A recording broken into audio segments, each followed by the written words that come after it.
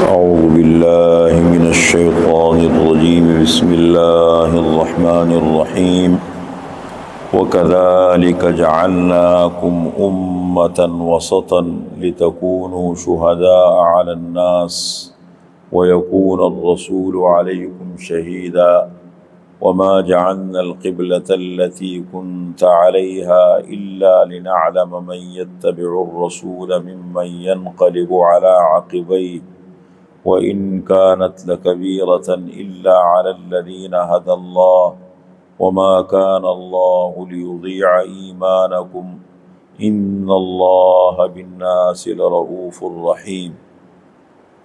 سورۃ البقرہ آیت نمبر 143 143۔ وَكَذَلِكَ جَعَلْنَاكُمْ، اور اسی طرح ہم نے بنایا ہے تمہیں امتاً وسطاً، درمیانی امت، معتدل امت، لتکونوا شہداء علی الناس، تاکہ ہو جاؤ تم لوگوں پر گواہ، تاکہ بنو تم لوگوں پر گواہ، وَيَكُونَ الرَّسُولُ عَلَيْكُمْ شَهِيدًا، اور تاکہ ہو جائے پیغمبر تمہارے اوپر گواہ، وَمَا جَعَلْنَا الْقِبْلَةَ الَّتِي كُنْتَ عَلَيْهَا، اور نہیں بنایا ہم نے اس قبلے کو جس پر آپ پہلے تھے، إِلَّا لِنَعْلَمَ، مگر تاکہ ہم ظاہر کرے، مَن يَتَّبِعُ الرَّسُولَ مِمَّن يَنْقَلِبُ عَلَى عَقِبَيْهِ، کہ کون پیروی کرتا ہے پیغمبر کی ان لوگوں میں سے جو پلٹتے ہیں اپنی ایڑیوں کے بل، وَإِن كَانَتْ لَكَبِيرَةً إِلَّا عَلَى الَّذِينَ هَدَى اللَّهُ، اور بے شک ہے البتہ بھاری، یہ قبلے کا بدلنا ہے بھاری مگر ان لوگوں پر جن کو اللہ نے ہدایت دی ہے، وَمَا كَانَ اللَّهُ لِيُضِيعَ إِيمَانَكُمْ، اور نہیں ہے اللہ تعالی تاکہ ضائع کرے تمہاری نمازوں کو، ان اللہ بالناس لرؤوف الرحیم، بے شک اللہ تعالی لوگوں کے ساتھ بڑے شفیق اور مہربان ہے۔ یہ آیت نمبر 143 ہے، یہ پہلا یعنی دوسرا پارہ شروع ہو گیا، دوسری آیت ہے۔ کل میں نے بڑی تفصیل کے ساتھ آپ کے سامنے ذکر کیا تھا تحویل قبلہ کا مسئلہ، قبلے کا بدل جانا۔ آپ صلی اللہ علیہ وسلم جب تک مکہ مکرمہ میں رہے، معراج کے موقع پہ نماز فرض ہوئی، جب بھی موقع ملتا تھا نماز پڑھتے تھے، تو عام طور پر آپ کی عادت مبارکہ یہ تھی کہ آپ رکن یمانی اور حجر اسود کے درمیان کھڑے ہوتے تھے، تو اس طریقے سے نماز پڑھتے تھے، کعبۃ اللہ بھی سامنے آ جاتا تھا، بالکل کعبہ سامنے ہے، اور آپ کا رخ بیت المقدس کی طرف بھی ہو جاتا تھا، تو دونوں قبلے آپ کو مل جاتے تھے۔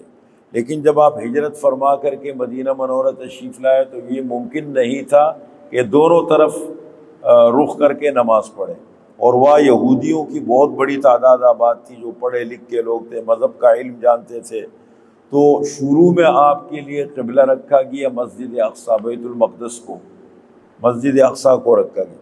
16 یا 17 مہینے تک آپ صلی اللہ علیہ وسلم مسجد اقصیٰ کی طرف منہ کر کے نماز پڑھتے رہے، لیکن آپ صلی اللہ علیہ وسلم کی ذاتی خواہش بھی یہ تھی، جیسے آگے آئے گا، اور پھر اللہ تعالیٰ نے بھی اس قبلے کو تبدیل کر دیا اور فرمایا فَوَلِّ وَجْهَكَ شَطْرَ الْمَسْجِدِ الْحَرَامِ، 16-17 مہینے کے بعد فرمایا اب اپنا چہرہ مبارک پھیر دیجئے مسجد حرام کی طرف، اب آئندہ کے لیے تمہارا قبلہ کیا رہے گا؟ مسجد حرام، کعبۃ اللہ، یہ تمہارا قبلہ رہے گا۔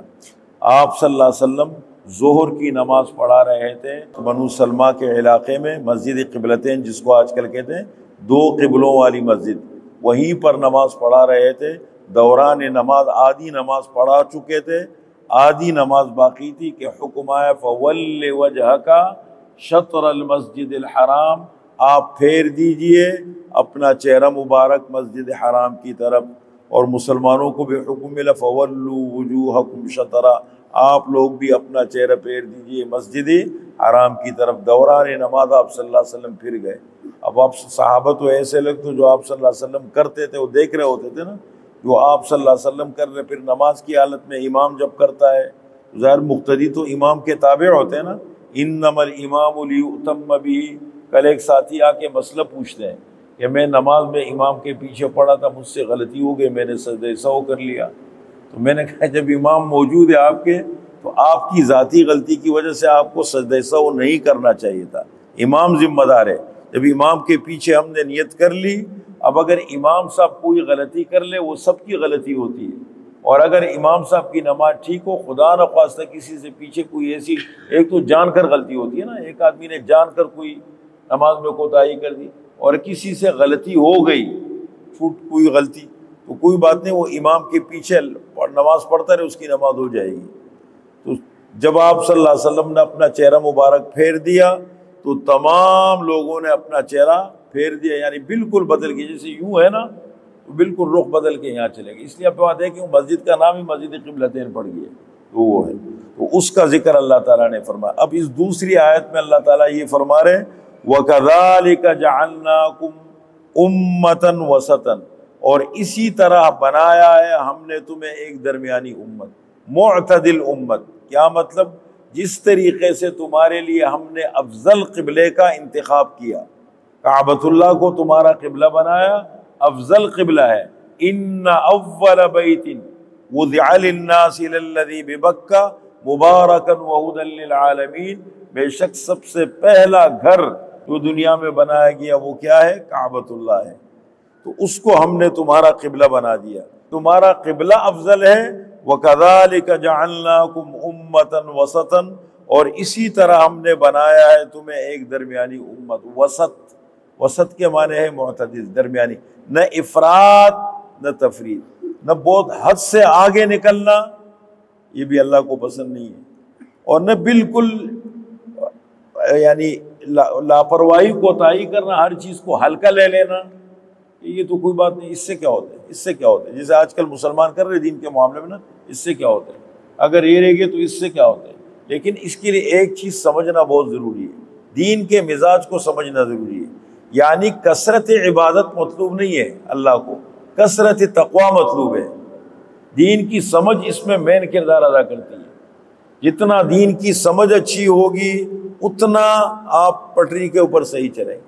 کل فون آیا مکہ مکرمہ سے ایک ساتھی کا، وہ کہنے لگے کہ بڑا مسئلہ ہے یہاں پر، اب وہ منا لے جا رہے ہیں پہلے سے بہت زیادہ۔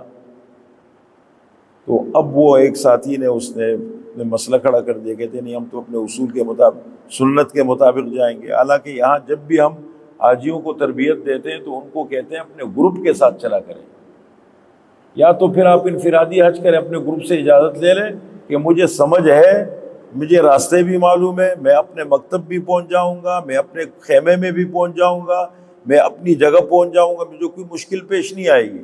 آپ چلے پھر سنتوں پر چلے، بہت اچھی بات ہے۔ لیکن اگر آپ کو اتنی سمجھ نہیں ہے، یا پھر آپ کے ساتھ فیملی ہے، اہلیہ ہے، والدہ ہے، بچے ہیں، پھر بہت مشکل ہو جاتی ہے۔ ایک آدمی نہیں ہوتا، لاکھوں کا اجتماع ہوتا ہے، بہت رش ہوتے ہیں، اس کو کنٹرول کرنا، مجمع کو وہ سسٹم کے ساتھ اس کو چلانا، وقت پہ پہنچانا بہت مشکل ہوتی ہے۔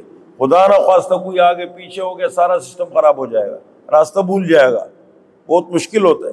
بہتر طریقہ یہ ہے کہ اجتماعیت کے ساتھ چلنا چاہیے، کچھ نہیں ہوتا، اپنے اجتماعیت کے ساتھ چلو۔ اب وہاں لوگوں نے، میں نے کہا بھائی آپ کچھ نہ کرو، جو آپ کے امیر ہے، جو گروپ کا ذمہ دار ہے، یا آپ کے گروپ والے ہیں، جو وہ کرے وہ عند اللہ ذمہ دار ہے۔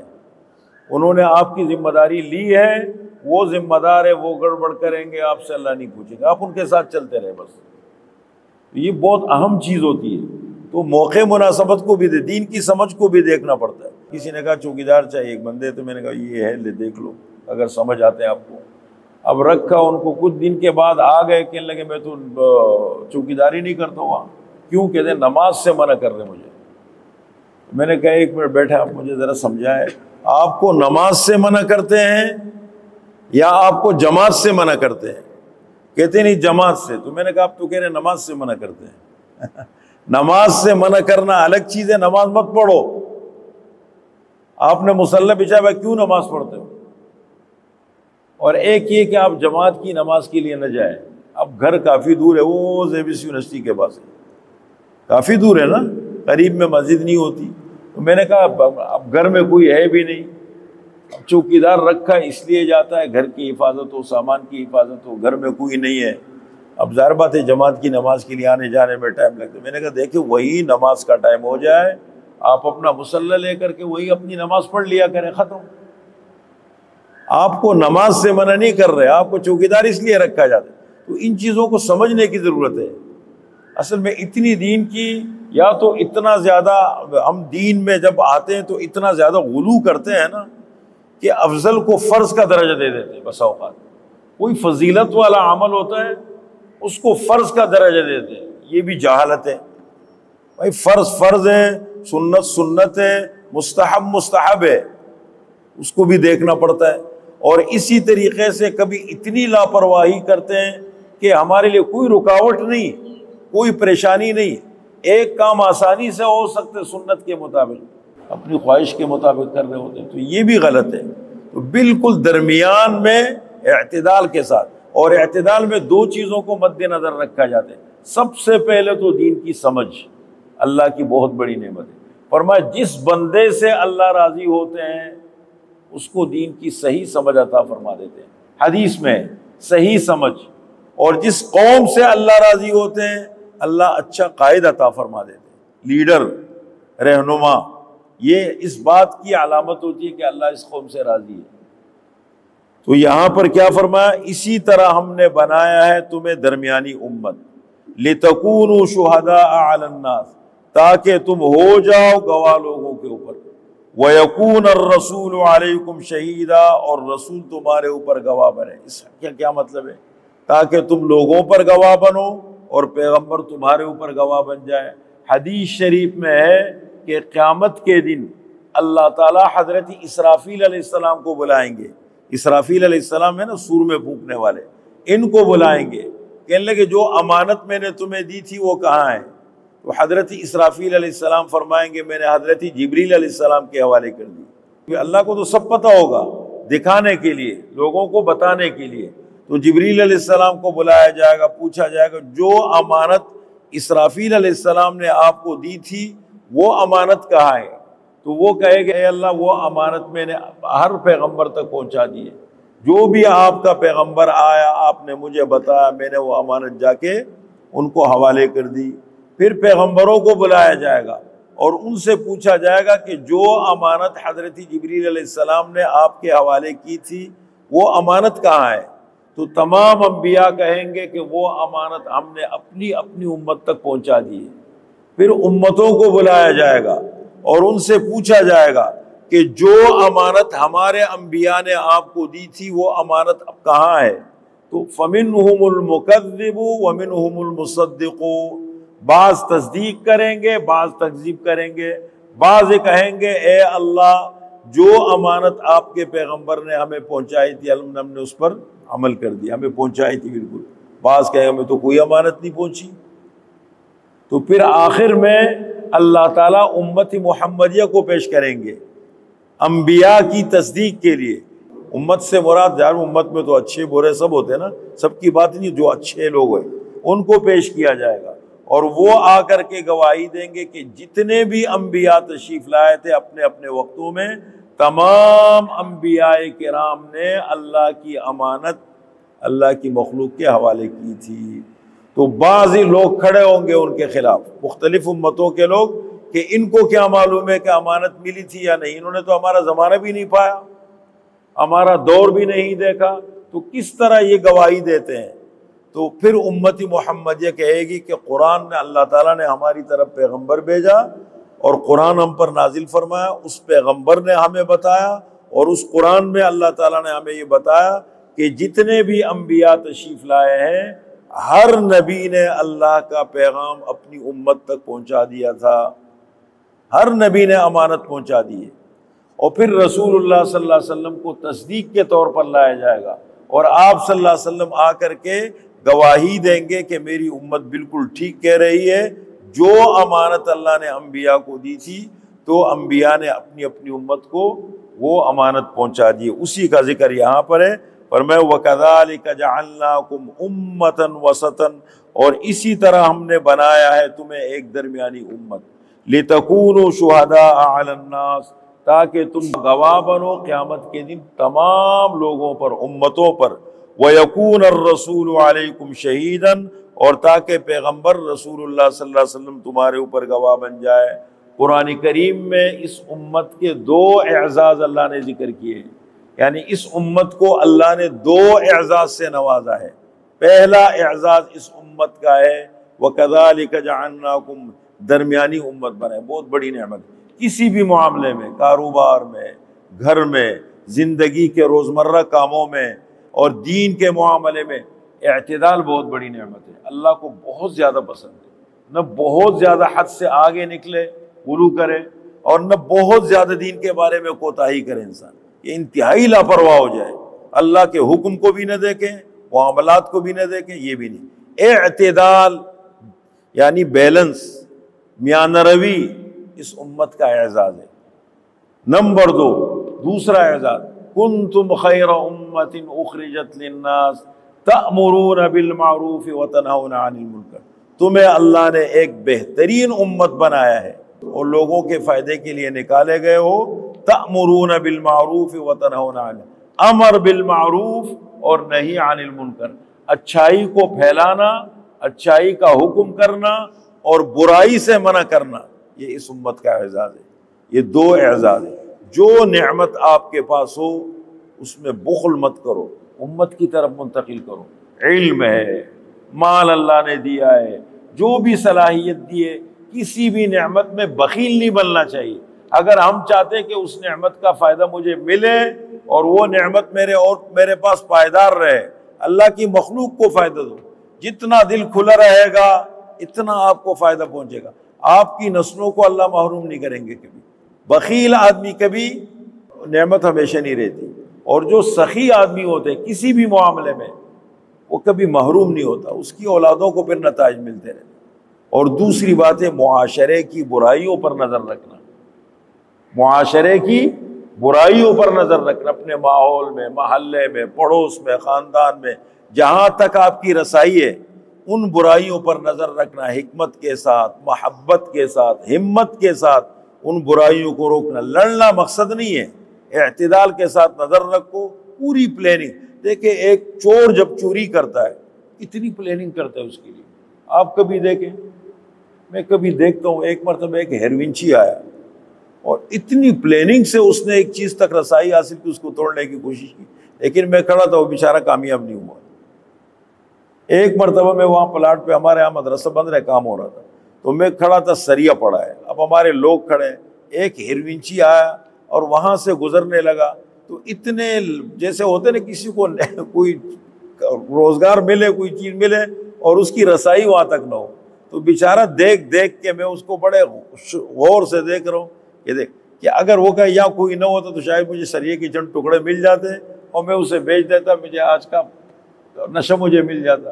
تو میں نے دیکھا، مجھے اس پہ بڑا ترس ہے، وہ شریف بن کے، لیکن وہ ہر بات دیکھا تو صحیح اس نے چیزوں کو، گیا وہ دور تک پہنچا، میں نے بندے کو جلدی بھیجا، میں جا اس کو بلاؤ، اس کو بلایا، اس کو بلا کے لایا، میں نے اس کو کچھ پیسے دے دیے، میں نے کہا یہ لے لو، نشہ کرتا ہے جو بھی ہے بیچارہ، وہ تو اس کا عمل ہے، لیکن میں نے پیسے دے دیے۔ اب میں نے جب تک پیسے دیے نا، وہ جب تک سلام کر کے پورا آخر کونے تک، جب تک گلی میں مڑا نا، وہ ریورس چلتا رہا، میری طرف دیکھتا رہا اور پیچھے چلتا رہا، چلتے اور ہاتھ اٹھا کے دعائیں دیتا رہا مجھے۔ جب وہ مڑ گیا ہماری نظروں سے اوجھل ہو گیا تو چلا گیا۔ میں نے کہا دیکھیے یہ بیچارہ مبتلا ہے، یہ بھی کسی کا بیٹا ہوگا، کسی کا شوہر ہوگا، بڑی عمر کا تھا، شوہر ہوگا، کسی کا والد ہوگا، آزمائش میں آ گئی ہے۔ تو یہ ہوتی ہے دیکھیں چیزیں۔ تو اس کا یہ فرمایا، دیکھیں درمیانی امت تمہیں بنایا ہے۔ آیت کا ایک ٹکڑا ہو گیا اور دوسرا ٹکڑا ہے، اس پہ انشاءاللہ کل گفتگو کریں گے۔